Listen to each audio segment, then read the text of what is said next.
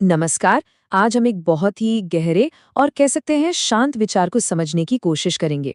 एक ऐसी अवस्था की बात करेंगे जहां कुछ करने की जरूरत नहीं है, बस होना ही काफी है। जरा एक पल के लिए सवाल पर रुकते हैं। सोचिए तो, क्या हो अगर ये जो जीवन की भागदौड़ है ना, ये अंतहीन दौड़ बस यहीं पर अभी रुक जाए। तो चलिए इस सफर पर आगे बढ़ते हैं और इसका जो सबसे पहला कदम है वो है कंट्रोल छोड़ने का। वो सारे मेंटल और इमोशनल बोझ जिन्हें हम हर पल अपने साथ लेकर चलते हैं, उन्हें जाने देने का। बस सोचकर देखिए कि कोई गोल नहीं है, भविष्य में कुछ बनना है, कुछ पाना है, ऐसा कोई लक्ष्य ही नहीं, कोई मंजिल नहीं। बस एक गहरी सांस लेकर इस आज़ादी को फील कीजिए। और ना ही कोई प्रेशर है कुछ और अचीव करने का, खुद को बेटर बनाने का, कोई दबाव नहीं। ऐसा महसूस कीजिए जैसे ये बोझ धीरे धीरे कंधों से उतर रहा है।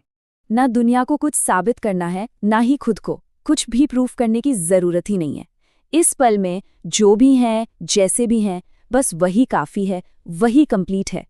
और जब ये सारे बोझ हट जाते हैं तो पता है क्या बचता है? सिर्फ ये पल, बिना इसे बदलने की किसी भी चाहत के। ये जैसा है बस वैसा ही। अच्छा, तो अब सवाल ये है कि ये होता कैसे है? देखिए, ये एक शिफ्ट है डूअर से विटनेस बनने का। मतलब उस रोल से बाहर आना जो हर चीज को कंट्रोल करना चाहता है और बस एक शांत दृष्टा बन जाना। तो ये ना माइंडसेट में एक फंडामेंटल शिफ्ट है। एक तरफ है वो सोच कि मैं यहाँ जीवन को कंट्रोल करने के लिए हूँ, और दूसरी तरफ है ये सोच कि मैं यहाँ सिर्फ इसका साक्षी बनने के लिए हूँ। एक तरफ है लगातार लड़ने की कोशिश और दूसरी तरफ बस उसे बहने देना और देखना। तो साक्षी होने का मतलब क्या हुआ?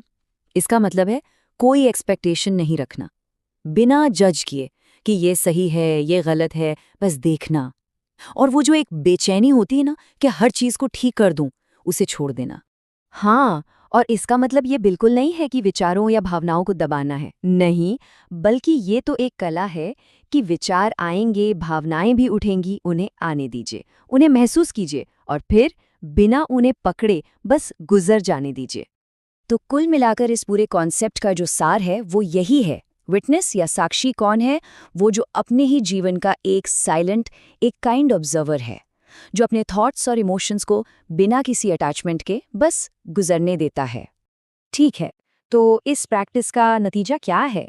जब हम डूअर से विटनेस बन जाते हैं तो हम एक ऐसी स्टेट में पहुंचते हैं जिसे हम कह सकते हैं इनर पीस या स्थिरता।